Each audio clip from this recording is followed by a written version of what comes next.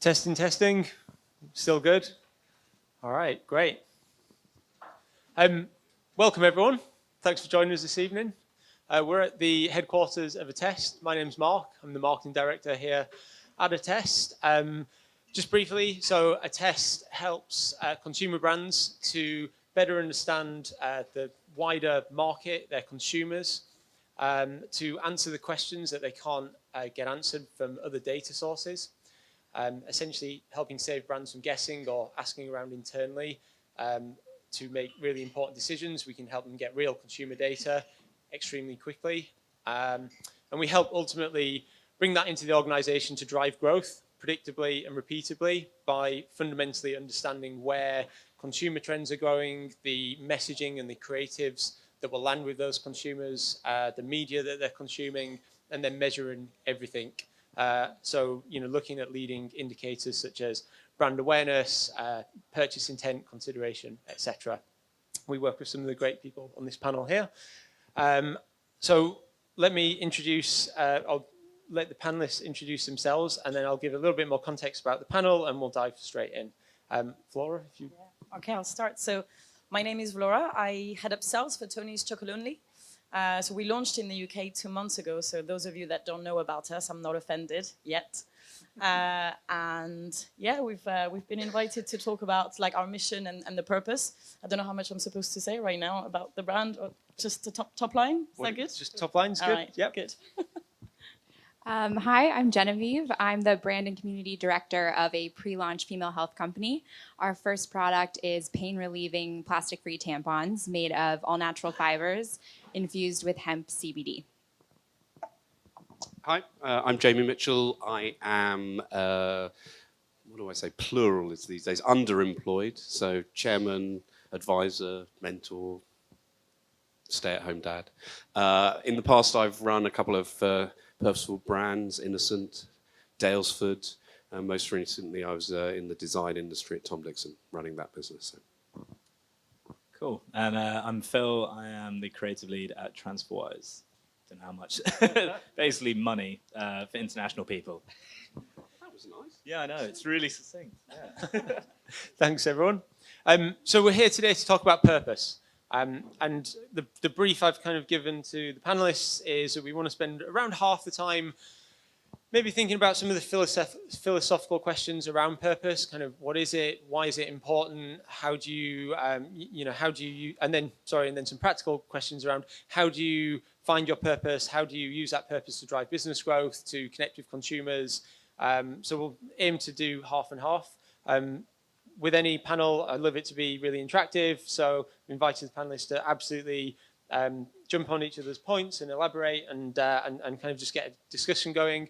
And similarly, anyone out here in the audience, please raise your hand or just kind of shout out if you want to ask further questions or indeed make your own points as well.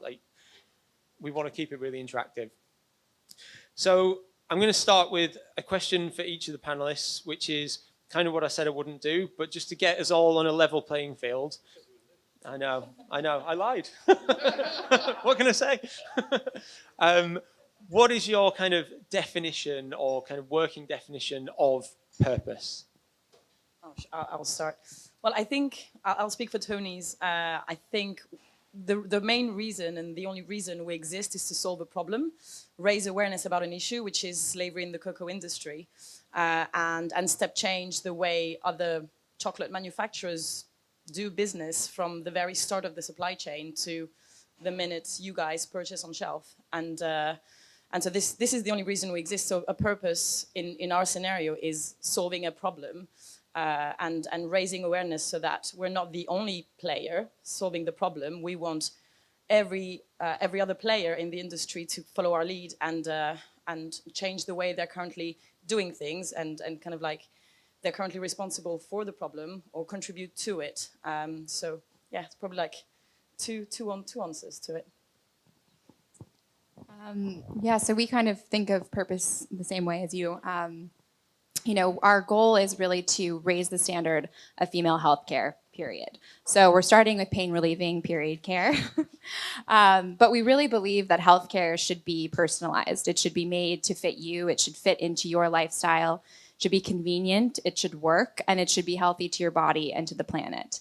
And, we had kind of this crazy idea that women's healthcare should be designed for women. It hasn't been yet. Tampons are actually, they're not medical devices, so they're not even sanitized. They're full of foreign materials and debris. They're also made of plastics, rayon and viscose, and they're not healthy to your insides or to the planet, which is filling up with single-use plastic on every beach. And so our goal is the same as yours in the way. We're trying to kind of create the gold standard of healthcare, starting with period care. And we're hoping that our standards, by being very transparent about how we're innovating in the tampon manufacturing space and what the standards we're holding ourselves to are, we hope others will follow. I like reason you exist as the best definition of purpose. It should be what motivates everybody to get out of bed in the morning and go to work. I would add, and after, I don't want to put a dampener on the social purpose of our first two, but it doesn't have to be a social purpose. Business needs purpose, because otherwise you're probably falling into the 1980s, 90s trap of the only purpose of business is to make money. Purpose is just a definition of why a business exists, and not even what it does. It's just why. I prefer businesses to have an element of social purpose personally, but it's not essential. Cool. Yeah. I think got the last in the line, trying to build on everything that everyone said.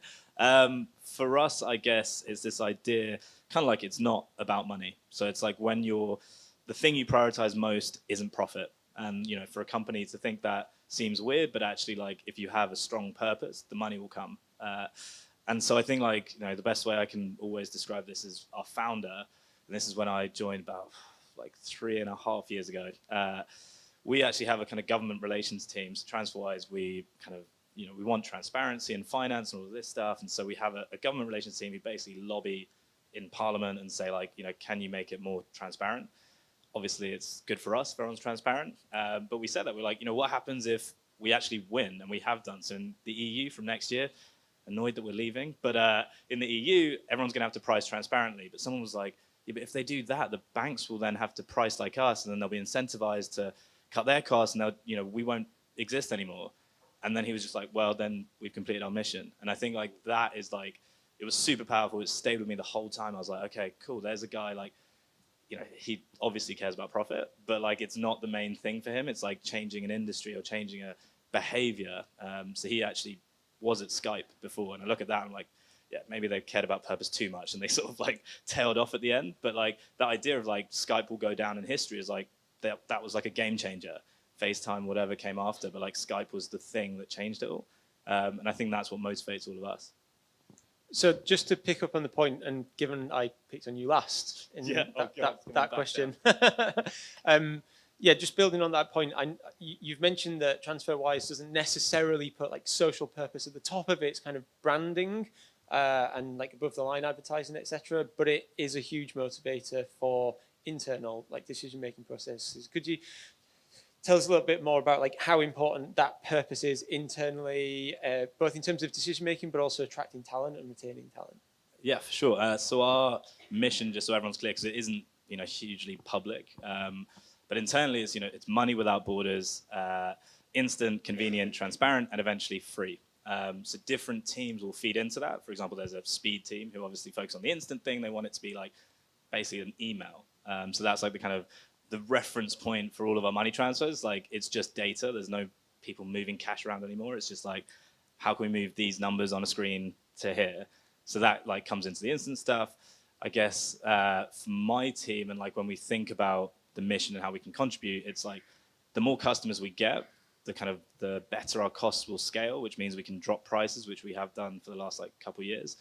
And it just means that every decision, so today we're talking about oh, can we spend this much on a shoot? And we spend absolute peanuts on shoot. It's something that frustrates me as a creator. I'm like, God, look at all these other companies doing amazing things, and we're there spending £200 on a video.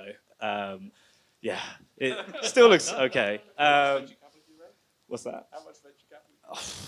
there's a fair bit, but not much of it sees us. And it's basically this idea of like, do it effectively, cost effectively. And like the way we'll always tie it back is not like, oh, this will make us more money or whatever. It's like, when we think about the mission, it's like, sorry, I'm rambling horrifically here. I'm just like, yeah, we kind of use that to guide all of our decisions. So actually, a great example, we had the opportunity to partner with a kind of freelancer payment network, which would have like added 10% to our total volume. Like it was a game changer. It was like the thing we've always wanted for. Hopefully Airbnb will one day partner with us. But like this idea of like, okay, like we can be your payment rails or network. But they basically said, we want to use you because you've got really good rates, but we want to add a markup. And at that point, there was a huge discussion internally. It's like, well, if we make more money, then we'll be able to drop prices. But at that point, someone stepped in and was like, this is not our mission. It's about like transparency. This is against our mission. So that's like a clear example, I guess, of when we sort of forewent. Is that a word? Is that the past tense of forego? Sure. Foregone? Profit in order to kind of achieve this mission. Right, I've been talking to you. That's awesome. Thank you. So Jamie, you started touching on this point when describing how you see purpose, but I know you have a big distinction between brand purpose and business purpose, and it'd be great if you could kind of talk us through. Like, I mean, the concept of brand purpose is very dangerous. In fact, the concept of brand is pretty dangerous. I think, if we're mostly marketeers in the room, it's a word we use. No one else cares about it. For me, the concept we're talking about and that we're hearing about here is business purpose, and it's, as everybody's described, a very powerful thing when you get it right. I think it's very interlinked with, I don't like saying values anymore, but let's just say it because everybody understands it. It's very interlinked with values. You can have a clear and simple purpose, but it has to be, I think, built out a little bit in your values. And these days, I think every business has a responsibility to decide how much it's going to contribute to the world. We used to think we're mitigating our impact in the world, but now I think it's about contribution to the world. I don't know if anyone's read Donut Economics. It's my favorite book. If you haven't, buy it. But essentially, with soon to be 11 billion people on the planet and their basic needs and 9 planetary constraints, of which we're overshooting 4 of them, we're all screwed. So whether it's as individuals or businesses, we need to contribute. And I think it's in values you can do that as much as in the purpose. But if you get it right, then we can go back to marketing and we can be really excited about how good a brand it's going to be. And you can tell just by listening to these stories that, the Twitter feeds and the Instagram posts and the social media channels are rich when you are an authentic, purposeful business with progressive values, because the stories are there. Marketing used to be making shit up, but if you're marketing in a progressive business, you're just the journalist, and it's brilliant because you can tell really great, authentic, true stories. So that's such a cool phrase. You're just the journalist. Love that. I'm going to totally steal it, by the way. It's videoed though, so we can prove it was you that came up with it originally. Genevieve, so you guys obviously have a really, really strong sense of business purpose, not just brand purpose. Do you think that's going to be enough to kind of propel your business out into the mainstream? Is that even a goal, I guess, to start with? But those 2 questions. So is it enough to cut through the noise? And then do you ultimately want to go into the mainstream? Go into the mainstream? Get to absolute launch mass. It all. Sure, Sure. So I was the first hire and I started beginning of October. So we're really new. We haven't launched anything at all right now, and we've invested a lot of our time in building our values and living them out as team members. We're now a team of 6, and I think the first value is health on your terms. So as a team, you never have to ask permission for anything. You do what you need to do on your terms. You function autonomously but are respectful of others. And I think by thinking of how we engage with each other on the team, how we engage with our very small but growing audience on social, how we kind of decide, every single day we have a million decisions to make, and we always tie it back to our 5 core values. And one of those is transparency, open the kimono. We want to share where we are as a company, where we are in manufacturing, and how we're trying to make this product that's innovating in an industry that hasn't ever really been innovated in. So yes, I think it's a core part. Our purpose and our values are a core part of our marketing strategy. We see education as the key to kind of building a community and shedding a light on how behind the innovation is and how much women have kind of settled with period pain. I mean, 9 in 10 of us have it, and there isn't a healthy cure right now.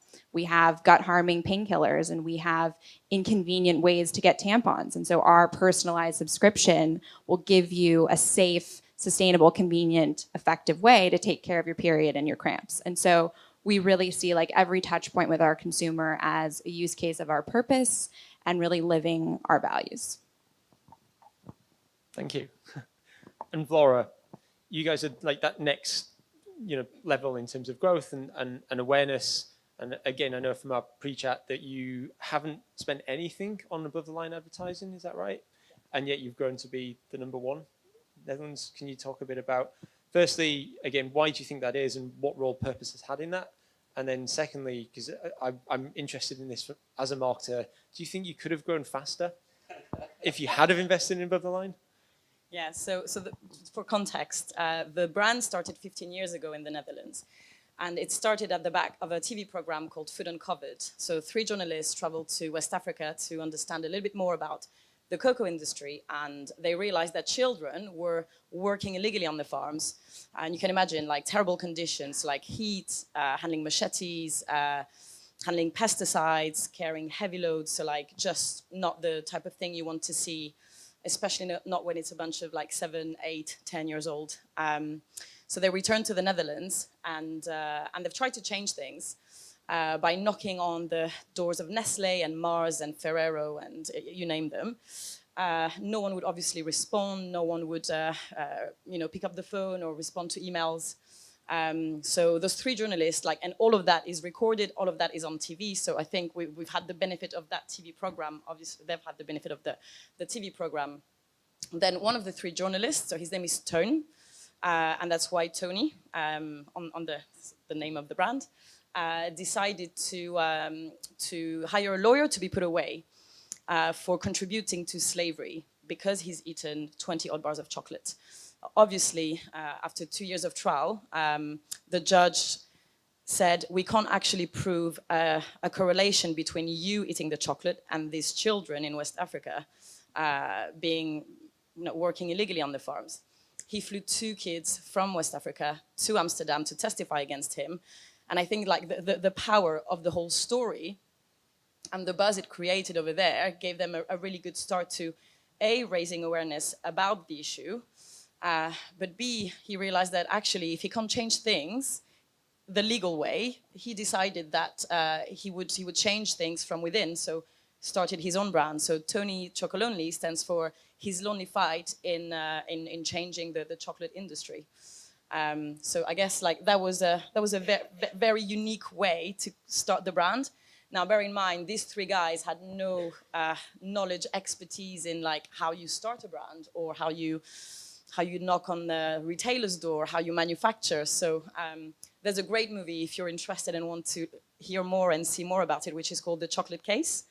And you see it all from the moment the journalist picks up the phone to the lawyer to him trying to have conversations with Nestle and Mars. And it's an hour and a half and it's fascinating.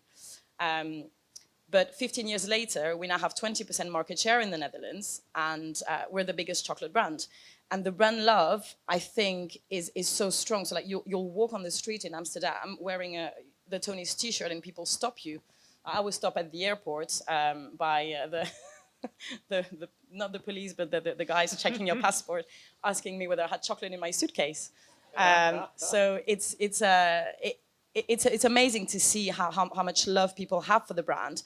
And if you follow social media, you'll see that people truly, they're part of the movement. So they are our best advocates. And ultimately, our best marketing tool is our chocolate bar. So next time you'll see us in the supermarket, if you pick us up, you'll see that our bar is unequally divided. So most chocolate bars are fair and square, but we decided that our bar should represent the chocolate industry, which is unequally divided as to where the money goes. So you have 7 big chocolate manufacturers, I mentioned some of them, and you have 2.5 million farms in West Africa. These 7 guys hold all the powers, and the farmers live in poverty because they don't get paid enough for the cocoa. We're trying to change that. We're trying to kind of like lead by example, and we pay our cooperatives directly. We pay them a premium on top of fair trade to guarantee the farmers a living income. And we do that in all transparency. So if you want to hear more again about the brand, you go on our website. We publish our annual report every year. So that has every single thing about the brand, from like the P&L by line. You get precisely where each of our inclusions come from, and loads of details about how we do things, where we invest, where our farms are. And I think that level of transparency, and it's so easy to find, it's on our homepage. I think people really that really resonates. And as I said, we're not here to promote a brand, we're here to fix a problem, we're here to raise awareness of an issue and encourage other players to do so. Now, if you ask me, like, would we have grown faster? I feel like 15 years becoming #1 brand with 20% market share, I don't think so. That's my personal view. And I also feel like the brand, and then the love people have for the brand, is what it is because we have done things this way. So. Thank you. I think you said, yes.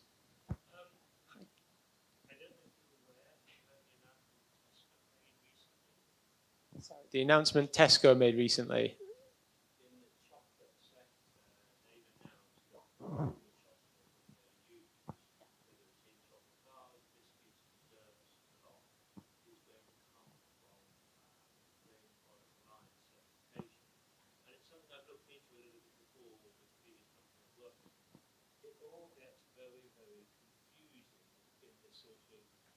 Doing good, doing better, these different certifications that are out there. I know, like UTZ, which was German, and then there's fair trade. So what it ends up with, and I remember a few years ago, they're fighting with each other over who's got the highest values, and it then gets kind of goes away from what you purpose is. So my challenge is to the Mr. and Mrs. Average, they now know what Tesco is going to do, and they think that's good.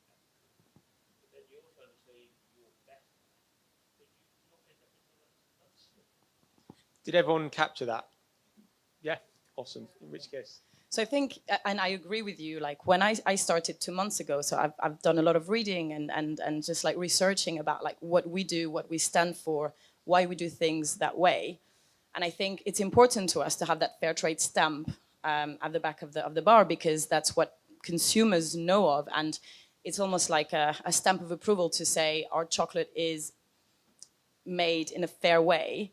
However, fair trade doesn't guarantee that living income to the farmers, and that's really important to mention, because ultimately what we're trying to do is to get the farmers out of poverty. So fair trade is a good start, and it's really, really important.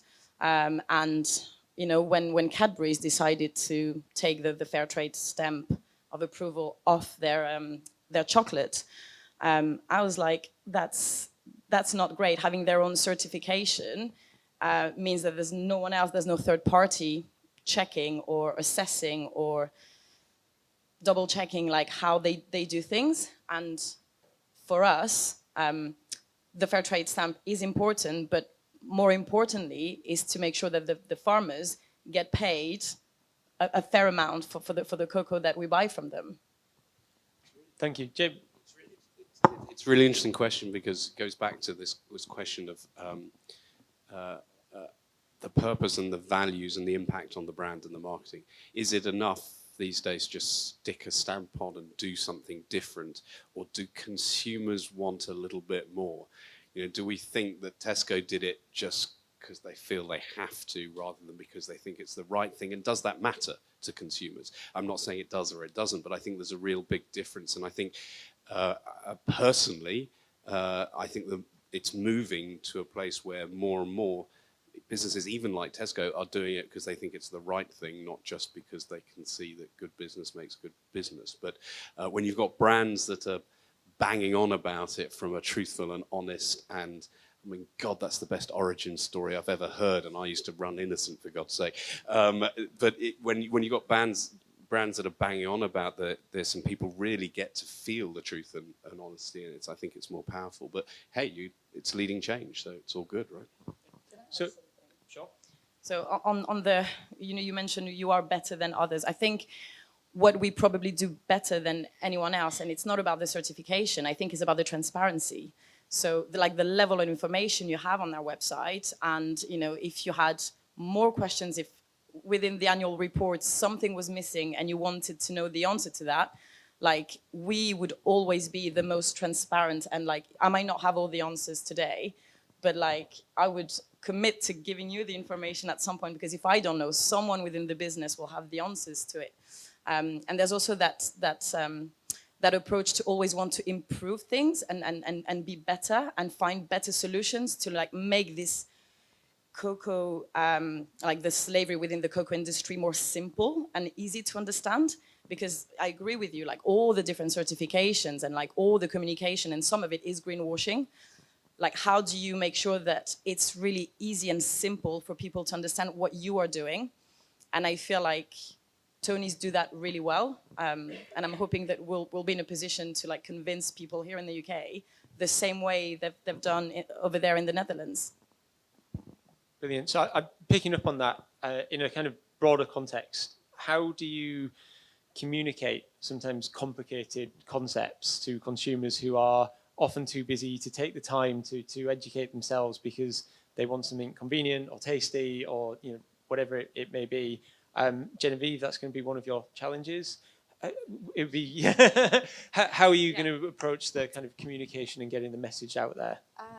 Yeah, so one of the things that we're talking about is CBD is kind of new over here. It's having its glory moment in the US. I think I've seen it on every kind of street corner around here, but it's in this light of, is that a drug? What is that? Does it work? What are the regulations around it? And so we kind of see hemp CBD and women in the same light. We see them as over-legislated, under-researched, under-innovated on or about. And so we're kind of painting this story of hemp and women together and rolling it out. We'll be launching our editorial platform next month and kind of just simplifying these stories and drawing parallels between the two to show how misunderstood they both are and how we're here to provide education about those without saying this is the right thing to do or this is what healthy is. It's just to say we're here to meet you where you are. Here's the information. We're hyper transparent about our CBD batches, about our manufacturing process.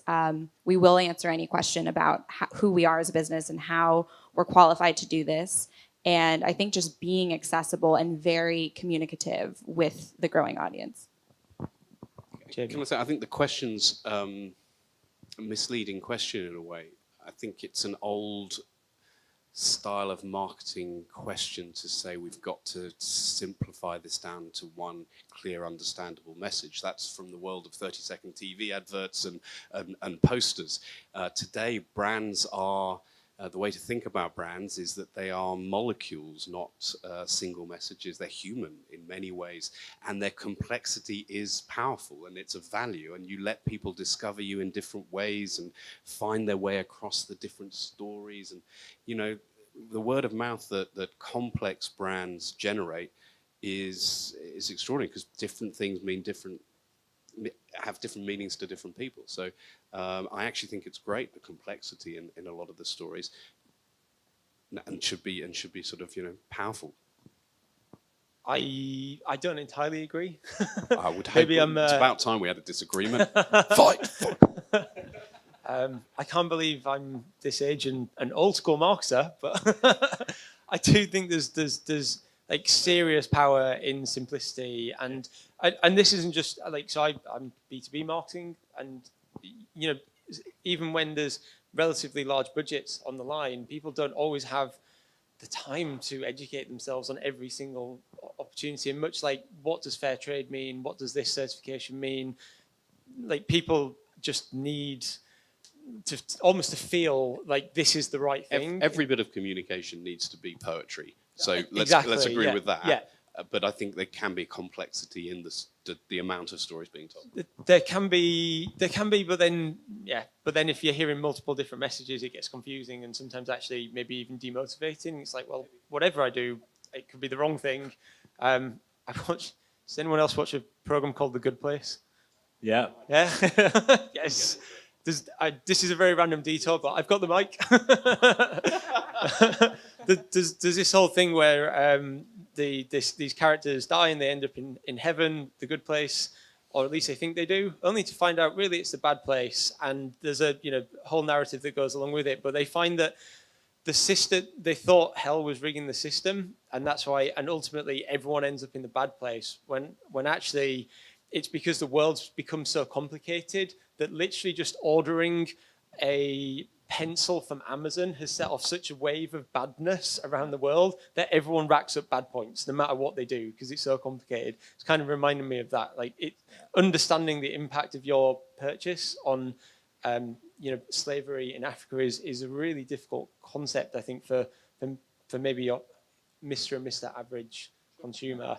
But if you can simplify it, maybe it would help, which is my counter. So we've got a kind of similar problem. It's not so much as virtuous as educating people about sort of slavery, but one of the biggest barriers to people adopting TransferWise is them not knowing how much they're being charged. So if you were to make a transfer, say £1,000 to France through HSBC, go on the website, it says £4. Yeah, amazing. It's actually about £45 when you take into account the exchange rate, but they won't show you that, and it doesn't appear on like your bank statement because it's in the exchange rate, and who's got time to then look up the exchange rate at the day and then compare and all of this stuff. I guess like where maybe it meets in the middle of you guys is like to do with kind of intent and like how much people want to actually hear this. So this is like the biggest challenge. We work for like a financial company, and creatively like no one wants to hear about exchange rates. So like if they do, we've got a website. Go there. We've got a price comparison that we actually like scrape data. So it sounds nastier than it is. It just pulls data from other websites, and you can go in and see what the live exchange rates are, like you would say at Bureau de Change. You're like, there's your buy rate, there's your sell rate. But on Facebook, when we're dealing with like Chewbacca mums and stuff, no one wants to see that graph. So actually, we've realized a bar chart is the best way that we can explain this. With this much, banks that much. So then what we did is like we created a Lego race whereby the bar chart was drawn out on an athletics track and had people run over it barefoot. And it's kind of this tactic we call like pill in the dog food of like, if people don't want to learn about something, dress it up and make it like theatrical. And you say, okay, here's something. And so like, yeah, there is different levels. Some people are scrollers and you got to stop them with something. But I do think there is a role to play. I mean, it makes sense for us because we get more customers, but in like, bringing transparency to that kind of lack of information that's normally there. I kind of have a carry on from that. We're starting a campaign around the bloody truth. And so it's starting with these morsels of facts that you just can't wait to tell your friends in your WhatsApp group or at a dinner party. One of them is like the tampon was originally created to fill bullet wounds in the First World War. So if you have that as a story and then you're like, well, how'd you hear that? Oh, then there's Day. And it's just a lead into these, kind of like a window into different stories of the brand. So it's just this simple pill in the dog food. Oh, you want to learn about that. But then it extends into this greater story and this greater problem that we're trying to solve. That's awesome. We're friends again. So kind of following on from all of this, like Tony's Chocolonely and all the products here are clearly, I say clearly, but I've very much tasted Tony's Chocolonely and it's absolutely amazing, right? It's just flat out an incredible product. So one of the original questions I was going to put to you is how much, again, of your success do you put to purpose behind it versus it just being a superior product? Like, could Tony's Chocolonely have done as well as it could do just by being a taste sensation? Is that someone else's strapline? I don't know. Versus, the purpose.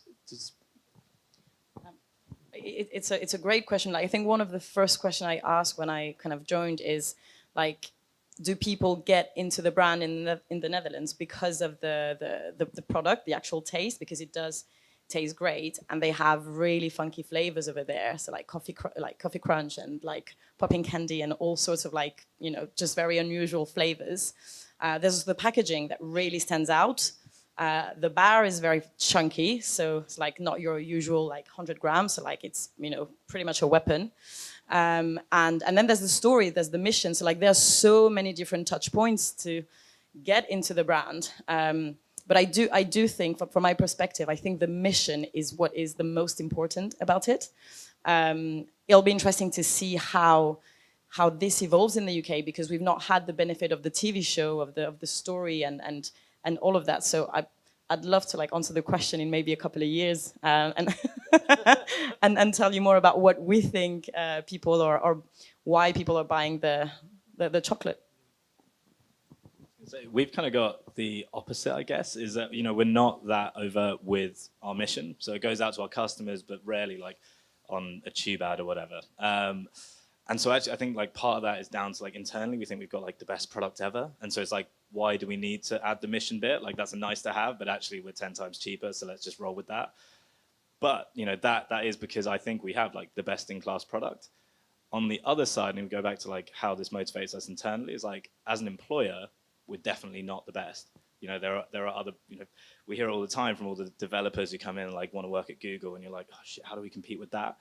And for that, like the mission is hugely important. It's the opposite. So like most of our customers, if you were to, I mean, we haven't, but if you surveyed them, probably like 1% would be able to sort of, you know, sell our mission back to us. But all of our employees know it inside out. And actually when they apply, like I think did a survey recently internally, like 10% of people actually joined because of the mission, and they like state that as the main reason.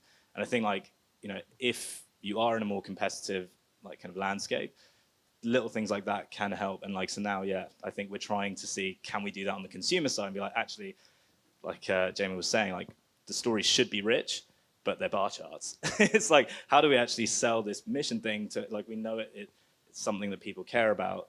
Can it help us grow? It's really important to remind ourselves of that balance of the employee brand and the consumer brand, because that's when you get purpose and your values right, and your internal values and your external values are the same thing, then you get to afford what these guys are doing called transparency. Operational transparency is the most powerful thing for employees to be proud of what they're doing and show it, and for customers to see the true value of it. And if you're changing the world in a positive way, you know, millennials, we all say it, they need to feel like they're changing the world. Sorry, I'm too old. I've been there, done that. But in truth, and ridiculously, I saw a stat that 70% of people in Silicon Valley think they're changing the world for the business they're working for, which can't be true because there's a lot of evil companies there. But you know, it's all part and parcel of that thing. Tesco will never have it, no matter if they stick fair trade on their bars or not. I want to pause and check. Are there any questions that you really wanted answered tonight from the panel and we haven't touched on? Yes, we've got. There are a lot of big global established brands that try to work out what their purpose is. I think that's privilege, let's call it, of having to kind of work on projects like that. Do you think brands like that can establish a real purpose, and what should they?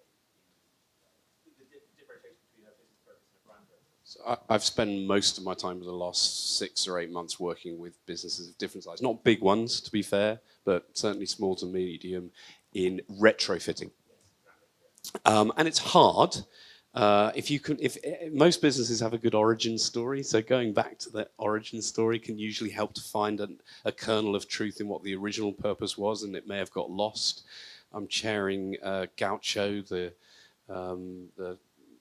1990s glitzy, awful steak restaurant at the moment, trying to make that a relevant brand. And when it was started, it was on a mission to introduce high quality steaks to Londoners 25 years ago. And that, you know, it was meaningful for people back then, but it's not relevant now. But I think whether or not you can get to that very simple, clear, motivating purpose, you do have a back pocket alternative, which is in the values. And going back to that comment I started with about asking a business how much it wants to contribute to the world. And if you go progressive end of that spectrum and you build into the values a real set of contributions to either society or the planet, you can have the same effect as an employee on employees and on consumers. There comes a problem where if you're structured financially or you've got shareholders that don't work with that progressive values, but that's another matter altogether. And Paul Polman found that at Unilever, right? He managed to put all the values into the business, but no matter how much he fought the city, he was still owned by the city. So it's really tough. But any other thoughts from the panel on retrofitting purpose? I know you guys don't need to, so it's maybe. Yeah, well, I don't know. I mean, I'd love to know what everyone thinks of like the Gillette stuff or the Nike stuff last year. Like, it feels like it's bullshit, but equally, like, I kind of respect the bravery. And I think that's key. Is like if it feels like you're just putting on a new face to get more customers, then it's like, yeah. And that I think where Gillette sort of slipped into that, it was like kind of obvious. Like, okay, yeah, you're doing it. Like, someone was going to have to kind of respond to Harry's and Dollar Shave Club kind of thing. But like when the Nike thing came out, I was like, oh, like that's. But Nike's different. Yeah, I mean they do have that kind of legacy, and you know they have always championed this kind of everyday athlete. But I think just it comes with that risk, and again it goes back to like, would they put this above profit? And you know, in that tiny dip where they saw the share price go, I know it's recovered now, but like you really felt like, okay, they wanted to make a statement, and if anything, like I guess if you want to retrofit, there has to be something that says like this isn't just a profit motivated kind of action. Hence B Corps is a powerful way of doing it. All right, and then you've got it in the articles. You're not shareholder primacy. Brilliant. We can work on that a bit, but really hard to do in traditional businesses, and really hard to do in multi-brand businesses as well. Again, multi-brand, big FMCGs in particular, built their brands in the old-fashioned 30-second TV advert way, and those brands are not real things. There's a brand manager, right? It's not. There's not a community. There's not a set of cultures and all the rest of it. Unilever brilliantly, I think, embedded it into Unilever, not as a consumer brand, but as a corporate set of values. But yeah, it's really hard, I think, if you're multi-brand. Lovely. Any other questions? Yes. Yeah, I'm interested in the relationship between the brand purpose and the employee purpose. Philip made a point about it's great when they really believe in the purpose of the brand of the organisation. But certainly from my view, probably in large organisations, the employees have a different personal purpose. So somebody in their 20s obviously has a very different purpose to somebody in their 40s or 40s. I think I'm interested in any experience you've got in terms of dealing with employees just as we segment externally, segmenting internally, and how do you relate the purpose in a way which actually fulfills the personal purpose of the employee, which may be different according to their life stage or function. Any? No, I mean, we have this sort of definition internally, profit and professional. I don't actually like the definition because I'm technically a prophet and I'm like, it just sounds like a lunatic. But there's these like the people who believe in the brand and the purpose, and they'll be like, blood, sweat, and tears go into it. And then there's the professionals who are there more, who are like, I'm here to do a job, advance my career. They're often the people with the most expertise. And so it's like, it's a tricky one as you grow. Like, so for myself, started as an intern and like, see this amazing growth, kind of ride it. But then at some point you have to be like, okay, guys, like we need some actual sort of responsible people in here. And so, I think it's about getting that balance. Like you can't expect everyone to buy into the purpose in the same way. Like some people just need to know that like they're making a nice change in the world. Others are like, oh my God, this is irreversible. I have to like do it here or it's never going to happen or whatever. So we do, again, these internal surveys and we'll actually look and like take a reading and say like, okay, how many profits do we have? How many professionals? Let's come back in 2 years and tell you what the like optimum balance is. But it's about like 60% profit, 40% professional. And I think like, as you grow, it might shift more to professionals. Also because it becomes a bit more diluted and you feel like you're just a cog in the big machine and you're not going to have as much impact. So like, it's an interesting one. I don't think. Oh, sorry. I was just going to say, like, from my take on it is they're not mutually exclusive as well. So if you in a really competitive market for talent, if you've got two equally good offers in terms of salary, and again, this is, if you're talking about people later on in their careers and think about retirement, etc., they'd still want to go. I would argue and pick the brand that has a more exciting story and purpose and mission. over the other one. So if it's the same, I would suggest like having that broader purpose internally is going to win out and bring that talent in. Yeah, I'd say there's a danger of going too far to the profits and becoming a cult. I think Innocent in its early days got a bit too far as a cult. Actually, someone was telling me today about one of the American hotel groups where you actually have to say an oath after 90 days or something. I mean, you have to make an oath commitment. It's like, Jesus. But I agree with your point, which is that, again, I talk about this progressive business concept. Your values as a progressive business these days have got to be centered around your people. And we all know that's about, giving people the opportunity to be the best version of what they want to be in some form or another. And if you are really, really into that and you've got a great people agenda, then whether or not someone's a complete prophet or not, they'll buy it and they'll be in it and they'll be excited about it, I think. So we're a really small team, 6 people, and we kind of started with this idea of you join the team if you would have started the business yourself had you had the idea and the resources. And now we're kind of thinking about it as we're hiring our first round of non-managers, as to, instead of do you fit the culture, is there culture fit? It's how do you expand the culture? So really, like, how do we put your personal self, like what you bring to the table, and use that to grow? Because I think there's this kind of danger of groupthink or cult status when you just are like, this is the culture, we're going to grade you on it. If you don't fit, we don't want to talk to you. And so that's kind of how we're thinking about it. Laura, do you have anything?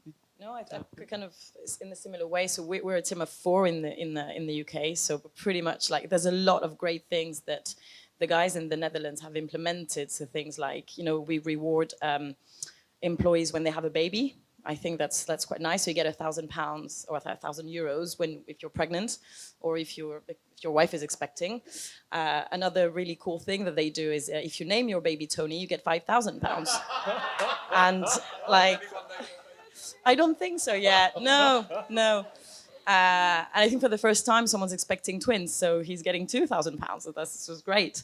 So I think the way we're looking at it in the UK is to say, there's a lot of great things that they do over there that, we don't want to touch, we don't want to change, because like, why change a recipe that's already like working? But it's also about the team that's in place. It's also about us and what's working for us.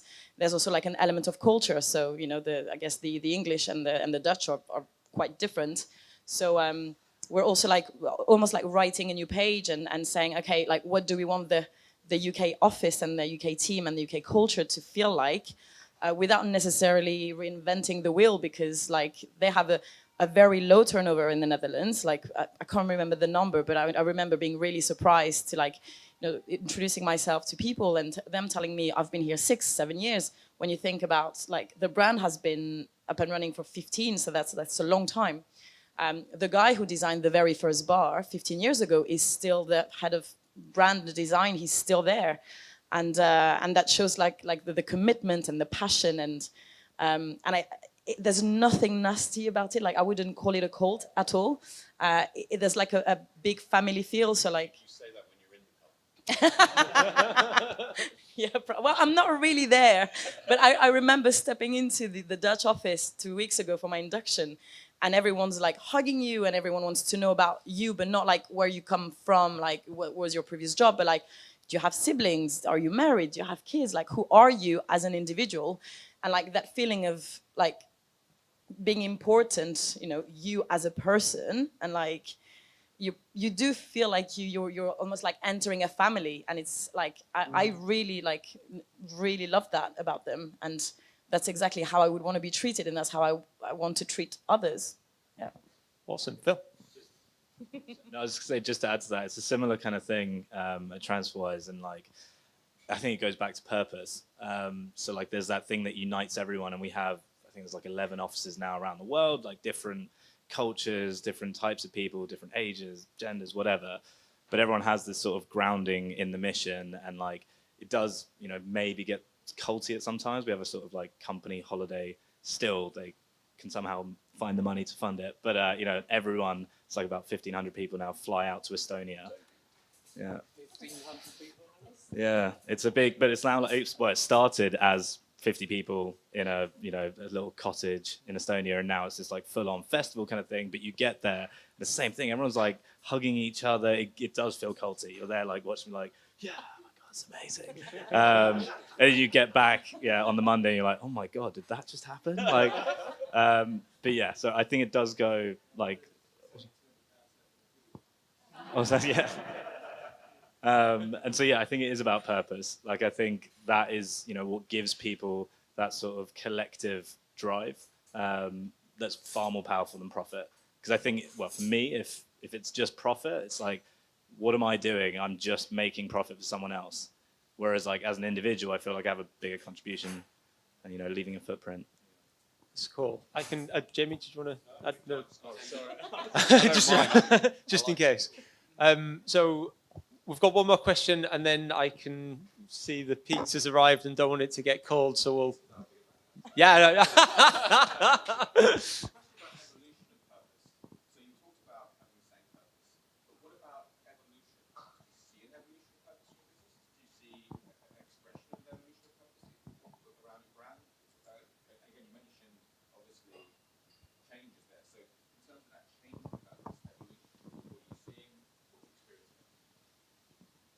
The theory is it shouldn't change, right?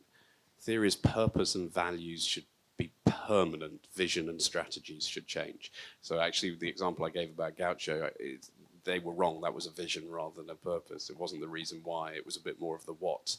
But if you get the why right, it shouldn't change. Now, I guess if it's goal-based mission purpose, then I suppose if you achieve the goal, there's an issue. So, but theory is it doesn't change.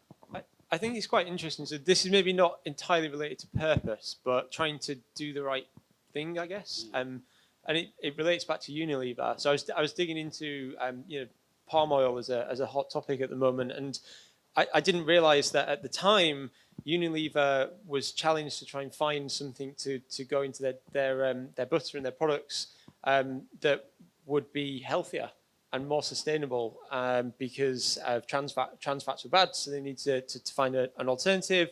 And clearly it had to meet with profit needs and all that kind of stuff, but they finally, after a long R&D development, hit on palm oil.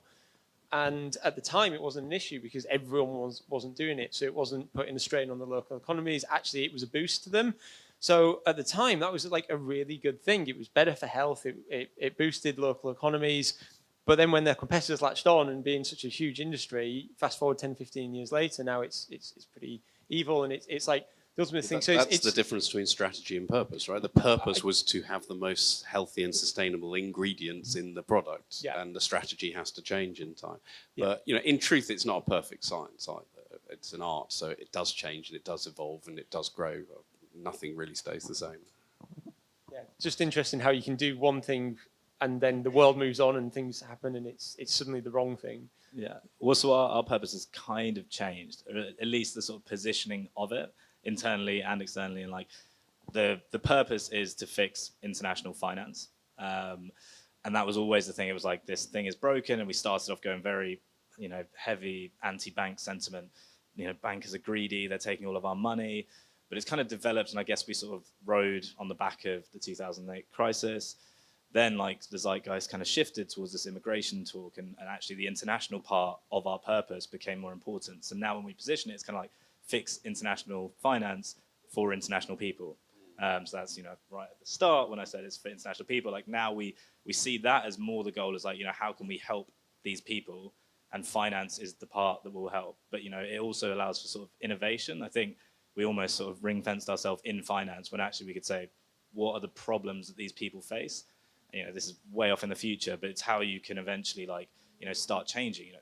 A computer company that's now making iPods or whatever. iPods still made? iPhones, I'm living 10 years ago. But, the way they did that, was just saying we have this thing of why we exist, and now we're sort of shifting and saying, actually, if you really interrogate that, why we had that purpose, behind that was this kind of, we care about international people, because a lot of us are, like the founders were two international people. Yeah, Estonians living in London.